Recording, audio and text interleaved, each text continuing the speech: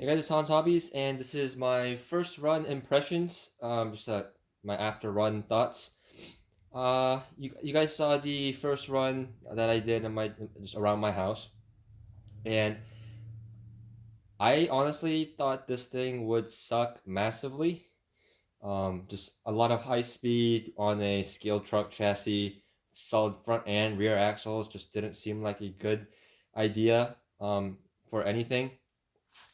Um, the Axial Wraith, I believe, was like the first official like rock racer, quote unquote.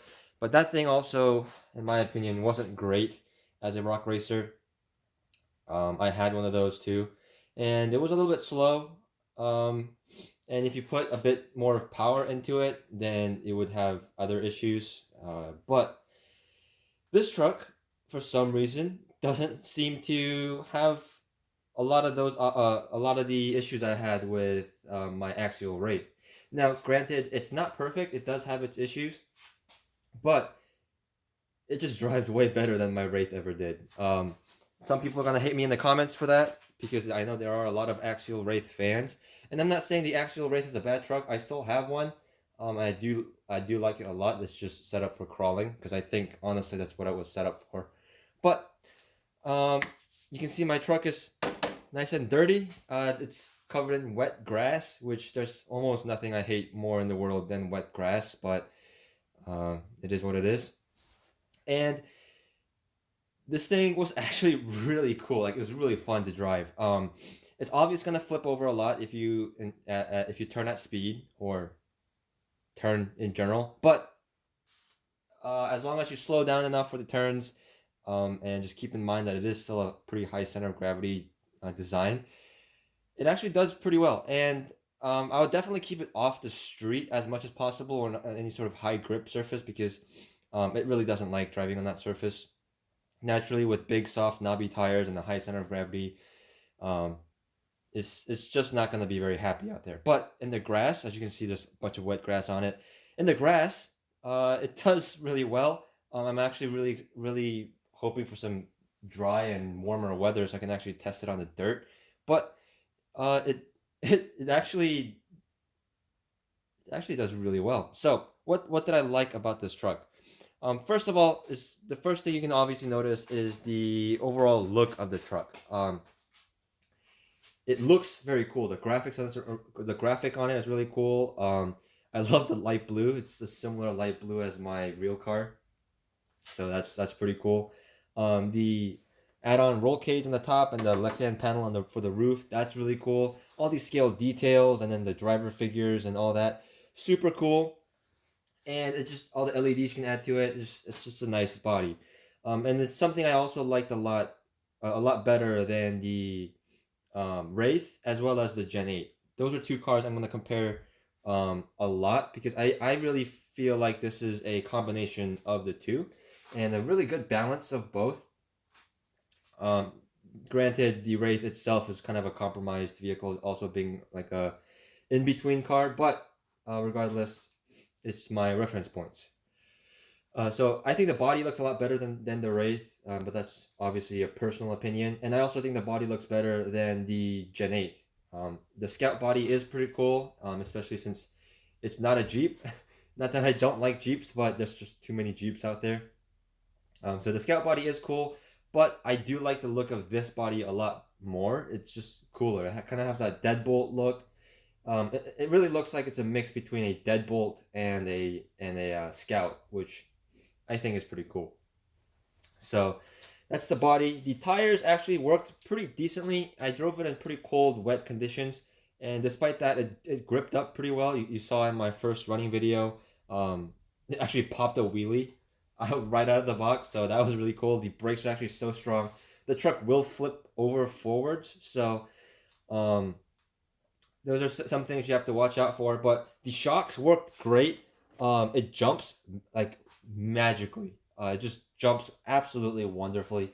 I took it on my little skateboard ramp. I even took it off of some bumps in the grass, some like curbs, the edge of my driveway, and it just hops and jumps.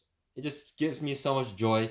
It's a lot of it has a lot of personality to it, um, and it's just a pretty cool truck to drive in general. So those are all things I liked about it. The power was also pretty decent. I thought that brushless motor was going to be overpowered for this truck, but as long as you don't run a 3S and just keep it down to 2, it seems like it's reasonable power. Top speed is pretty decent. It's pretty slow for like a regular independent suspension brushless RC car or something like that. But for a solid axle deal, it's actually pretty fast. And being based on a crawler, keeping that in mind, is at least 2 or 3 times faster than um, like a Gen 8 or a SCX10 or something like that. So um, definitely enough power for it to be a lot of fun and for you to do a lot of jumps. Um, Landing those jumps, the shocks do work really well. The sway bar, I'm not sure if it's doing anything. It's actually pretty loose, and I don't really know if the sway bar is doing anything, but it exists. Some things that weren't very good about it were it has a lot of torque twist. So torque twist, if you don't know, is because the way the motor is positioned positioned this way, longitudinal. Excuse me, I can't say that word for some reason, but this way. And because the motor is positioned this way and the motor rotates that way, and the spur gear and everything's this way, and then the drive shafts are all pointing this way as well.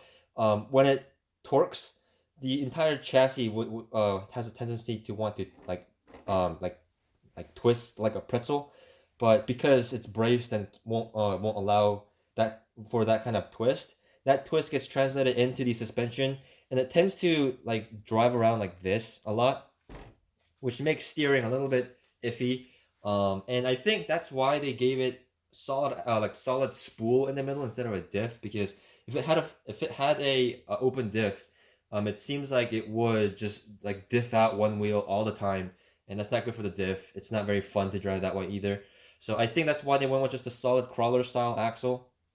So yeah, a lot of torque twists in this guy. So a little bit, you definitely don't want to drive it around a lot of parked cars because it's going to be a little bit sketchy in the turning aspect. So that's something to keep in mind.